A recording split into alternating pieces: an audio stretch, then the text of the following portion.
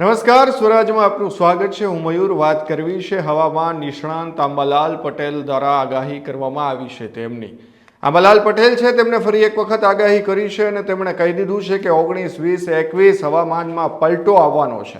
એટલે કે આજથી જ અનેક વિસ્તારો એવા છે ગુજરાતના કે જ્યાં હવામાનમાં પલટો આવવાનો છે અને કમોસમી વરસાદ ફરી એક વખત પડવાનો છે. દક્ષિણ સૌરાષ્ટ્રના ભાગો, બોટાદના, ભાવનગર, જુનાગઢ, અમદાવાદ, વડોદરાના ભાગોમાં પલટો આવી શકે છે તેવું હવામાન નિષ્ણાંત અંબાલાલ પટેલે કહ્યું છે. વધુમાં તેમણે કહ્યું છે કે સાબરકાંઠા, અરવલ્લી, બનાસકાંઠાના ભાગોમાં પ્રી મોન્સૂન એક્ટિવિટીનો વરસાદ પણ થઈ શકે છે. તો બીજી બાજુ પંચમહાલના ભાગોમાં વાદળો આવવાની શક્યતાઓ સ્પષ્ટ તેમણે દેખાઈ રહી હોય તે શક્યતા વ્યક્ત કરી છે. જ્યાં બીજી બાજુ દરિયો તોફાની બનવાની શક્યતા છે. તેમના જ કારણે માછીમારો જે છે તેમને પણ દરિયો ન ખેડવા માટે સૂચનાઓ હવામાન વિભાગ આપશે કે કેમ તે પણ જોવાનું છે. કેટલાક ભાગોમાં કરા પડવાની શક્યતાઓ અંબાલાલ પટેલ છે તેમના દ્વારા વ્યક્ત કરવામાં આવી છે. કારણ કે આપણે જોયું માર્ચમાં પણ કમોસમી વરસાદ પડ્યો હતો, એપ્રિલના શરૂઆતમાં પણ કમોસમી વરસાદ પડ્યો હતો. અનેક જગ્યાએ કરા સાથે ભારે વરસાદ, ભારે પવન સાથે વરસાદ જોવા મળ્યો હતો. એટલે કે દક્ષિણ સૌરાષ્ટ્ર અને મધ્ય ગુજરાતના ભાગોમાં આ વખતે ફરી એક વખત આ કમોસમી સાથે વરસાદ સાથે કરા પડવાની શક્યતા વ્યક્ત કરવામાં આવી છે. તો એપ્રિલના એન્ડની વાત કરીએ તો અંબાલાલે જે પ્રમાણે આગાહી કરી છે 26, 27, 28 તારીખમાં ગરમી જે છે તે પડવાની છે અને ઉત્તર ગુજરાતમાં 42 થી 43 ડિગ્રી તાપમાન જે છે તે ઊંચું આવવાની શક્યતા છે. એટલે કે આ કમોસમી વરસાદ પૂરો થશે, ફરી એક વખત ગરમીનો રાઉન્ડ પણ શરૂ થશે. આમ તો રાજ્યની અંદર અત્યારે કાળઝાળ ગરમી પડી રહી છે, પરંતુ આજથી વાતાવરણમાં પલટો આવવાની શક્યતા વ્યક્ત કરવામાં આવી છે. હાલ રાજકોટમાં પણ 43 ડિગ્રી ગરમી જે છે તે નોંધાઈ રહી છે. કચ્છમાં જ્યારે 27, 28, 29 એપ્રિલ જે છે ત્યારે કેટલી ગરમી ક્યાં વધશે તેમની આગાહી તેમના દ્વારા કરવામાં આવી છે. ત્યારે રાજકોટમાં 43 ડિગ્રી નોંધાશે, કચ્છની અંદર 40 ડિગ્રી નોંધાશે. દક્ષિણ ગુજરાતમાં 36 થી 40 ડિગ્રી તાપમાનનો પારો રહેવાની શક્યતા છે. એપ્રિલના અંતમાં ગરમી વધવાની છે તેવું અંબાલાલ પટેલનું માનવું છે. 29 થી લગભગ મેની શરૂઆતમાં ફરી હવામાન પલટો થવાનો છે. ત્યારે અંબાલાલ પટેલે શું કહ્યું આવો સાંભળ્યું. વાતાવરણમાં પલટો આવવાનો જ હતો. અત્યારે વાદળવાયુ આવવાની શક્યતા રહેશે, પરંતુ તારીખ 19, 20 અને 21માં હવામાનમાં મોટો પલટો આવશે. 38 આસપાસ હવામાનમાં મોટો પલટો આવવાની શક્યતા રહેશે. ગુજરાતના ભાગોમાં તો પલટો રહેશે, પણ વિદર્ભના નીચેના ભાગોમાં પવનની ગતિ વધારે છે. કોઈ ભાગમાં દેશના છત્તીસગઢ અને અન્ય ભાગોમાં તો લગભગ 60 થી 70 કિલોમીટર પવનની ગતિ રહેશે. હમણાં વેસ્ટર્ન ડિસ્ટર્બના હિસાબે વાદળવાયુ તો આવ્યા છે, પણ લગભગ તારીખ 19, 20, 21માં 38ની આસપાસ રાજ્યના કેટલાક ભાગમાં પ્રી મોન્સૂન એક્ટિવિટીનો વરસાદ થવાની શક્યતા રહેશે. જેમાં દક્ષિણ સૌરાષ્ટ્રના ભાગો, બોટાદના ભાગો, કેટલાક જૂનાગઢના ભાગો, અમરેલીના ભાગોમાં અને મહીસાગરના ભાગોમાં, ભરૂચના ભાગોમાં, મધ્ય ગુજરાતના ભાગોમાં, વડોદરાના ભાગોમાં, અમદાવાદના ભાગોમાં પણ હવામાનમાં પલટો આવે અને ક્યાંક પ્રી મોન્સૂન એક્ટિવિટીનો વરસાદ થવાની શક્યતા રહેશે. આ ઉપરાંત વાવ, થરાદના ભાગો, બનાસકાંઠાના ભાગોમાં અને અરવલ્લી, સાબરકાંઠાના ભાગોમાં પણ હવામાનમાં પલટો આવવાની શક્યતા રહેશે. પાટણ, સમી, હારીજના ભાગોમાં હવામાનમાં પલટો આવી શકે. ઉત્તર ગુજરાતના અન્ય ભાગમાં હવામાનમાં પલટો આવી શકે.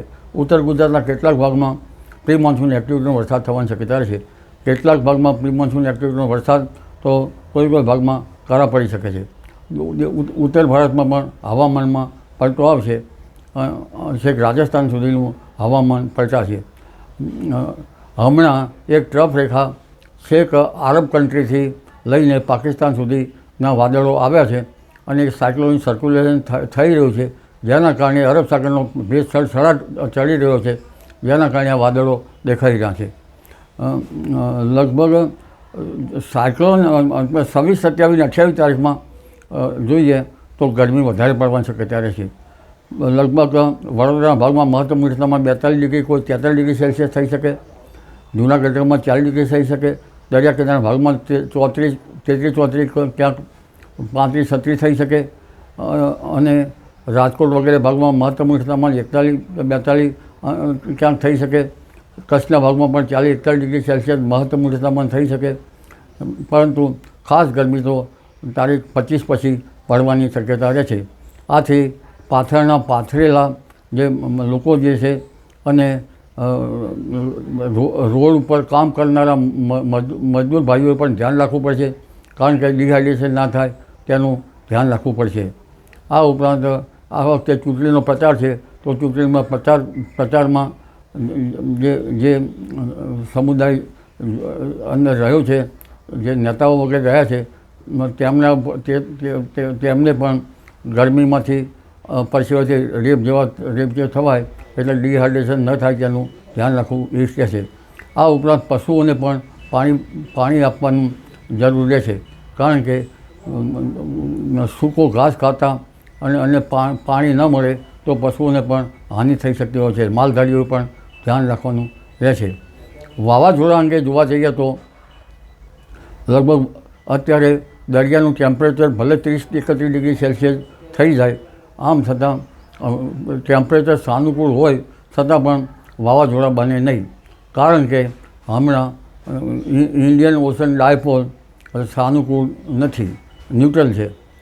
આ ઉપરાંત એમજેઓ પણ સાનુકૂળ ફેઝમાં ધીરે ધીરે નથી. એટલે મિલિયન જુલિયન ઓસિલેશન જ્યારે સક્રિય થશે અને ઇન્ડિયન ઓશન ડાયપોલ સક્રિય થશે, હિન્દ મહાસાગર સાનુકૂળ થશે અને સાનુકૂળ થવાની શક્યતા છે જ, એ ત્યારબાદ વાવાઝોડા થઈ શકે. તારીખ 11 મેથી કંઈક પલટો આવશે, 11થી 20માં, અને લગભગ 17 મેથી જૂનની શરૂઆત સુધીમાં બંગાળ ઉપસાગરમાં એક સિવિયર સાયક્લોન થવાની શક્યતા રહે. અરબ સાગરમાં પણ તારીખ 17 પછી પલટો આવે. તારીખ 11થી 20માં પવનની ગતિ સાથે આંધુ વંટોળ છે, કાચા મકાનના છાપરા ઉડાડી દે તેવી પવનની ગતિ રહેવાની શક્યતા રહેશે. પણ ખાસ કરીને તારીખ 23ની આસપાસમાં દરિયામાં ઊંચા મોજા ઉછળે અને એકાક હવામાનમાં પલટો આવી શકે. એટલે તારીખ 23માં કોઈ ભાગમાં પ્રી મોન્સૂન એક્ટિવિટીનો વરસાદ થવાની શક્યતા રહે. એપ્રિલ મે એ મહિનાઓ પ્રી મોન્સૂન એક્ટિવિટીના છે. અરબ સાગરમાં પણ લગભગ મેના અંતમાં અને જૂનની શરૂઆતમાં સાયક્લોન બનવાની શક્યતા રહે છે. એ સાયક્લોનનો માર્ગ ઓમાન તરફ હોય તો હરકત ગુજરાતને ઓછી આવી શકે છે. તો અંબાલાલ પટેલે કહ્યું એ પ્રમાણે કે આજથી અનેક વિસ્તારોની અંદર વરસાદ વરસવાનો છે અને આ વરસાદ જે છે તે ખેડૂતો માટે ચિંતાજનક રહેવાનો છે. પરંતુ આજથી 3 દિવસ જે વરસાદની વાત કરી છે, ત્યારબાદ ફરી એક વખત ગરમીનો પારો પણ ઉચકાશે. એટલે કે આ જ પ્રકારના તમામ સમાચાર માટે અમારી ચેનલને સબસ્ક્રાઇબ કરવાનું ભૂલશો નહીં. ધન્યવાદ.